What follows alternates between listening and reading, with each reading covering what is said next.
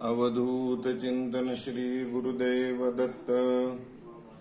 सध्या पितृपक्ष चालू आहे। या निमित्ताने आपण जे कर्म करतो ते कर्म काय आहे। आज सध्या स्थितीमध्ये बरेच जणांना वाटतं की हे थोतांड आहे किंवा हे चुकीचं आहे असं बरेच जणांना वाटतं।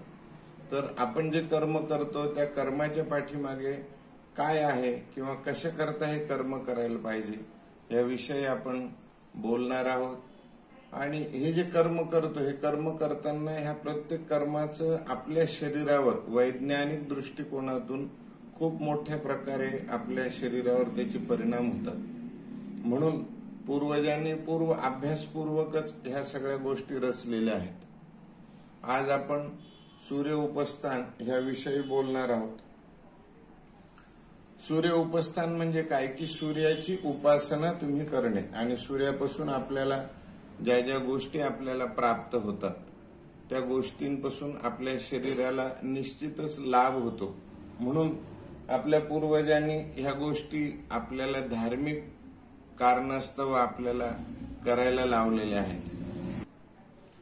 ऋग्वेद यजुर्वेद ह्या ग्रंथामध्ये सूर्य हा जगाचा आत्मा आहे असा उल्लेख केलेला आहे। प्रश्नोपनिषदामध्ये सूर्याला सकाळचं अमृत असा उल्लेख त्या ठिकाणी केलेला आहे। असा अनेक वेगवेगळ्या ग्रंथांमध्ये सूर्याचा उल्लेख केलेला आहे। तैत्तिरीय उपनिषद आणि चाक्षुषोपनिषदामध्ये ह्या स्तोत्राच्या पठणामुळे आपल्या डोळ्यासंबंधी जे आजार असतील ते नष्ट होतात आणि आपल्या डोळ्यामध्ये वेगळ्या प्रकारचं तेज आपल्याला निर्माण झालेले दिसत। परंतु ह्या सगळ्या गोष्टी करताना काळजीपूर्वक हळूहळू वाढवाव्या। एकदम आपण खूप उन्हात बसलो किंवा पहिल्याच दिवशी 1 तास बसलो आणि मग दुसऱ्या दिवशी आजारी पडलो असं नको होता। हळूहळू 5 मिनिटं 2 मिनिटं असं सराव करत करत आपण त्या ठिकाणी वाढवायचं आहे।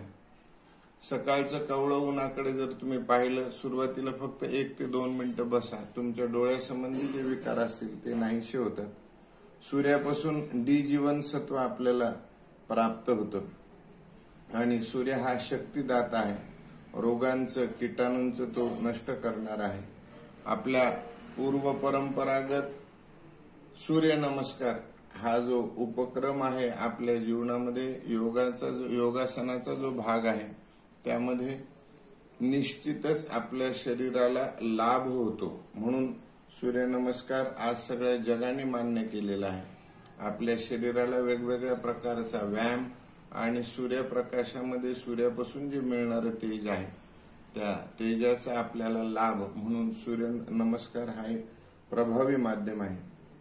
सूर्याचे आई आहे आदिती, वडील आहे कश्यप, पत्नी देवशिल्पी विश्वकर्माची कन्या आणि देवशिल्पी पासून वैवस्वत मनु, यमुना, सूर्य अशा यमुना हे 2 त्या ठिकाणी संतती त्यांची आहे।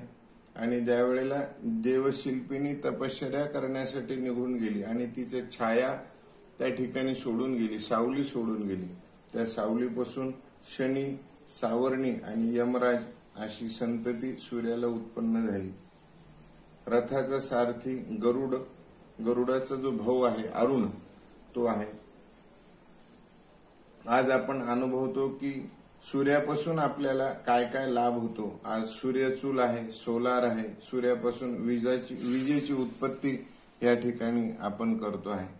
तर आपल्या प्रत्येक शास्त्रामध्ये असं सांगितलेलं आहे की ज्यापासून तुम्हाला फायदा आहे, ज्यापासून तुम्हाला उपयोग आहे अशा गोष्टींना देवत्व ह्या ठिकाणी दिलेलं आहे आणि ह्या देवत्वाच्या माध्यमातून आपल्याला त्यांची उपासना घडावी हा एक त्याच्या मागचा उल्लेख आहे। म्हणून आपलं धर्म कार्य हे विज्ञान आणि संस्कृती याला दोन्हीलाही धरून आहे। आज पंचमी आपण पूर्वजांच्या विषयी एक स्तोत्र या ठिकाणी अष्टक जे आहे ते आपण या ठिकाणी म्हणू।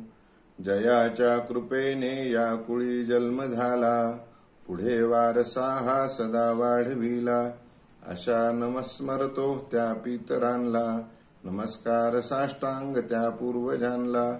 इथे मान सन्मान सारा मिळाला, पुढे मार्ग तो सदा दाखविला. कृपा हीच सारी केली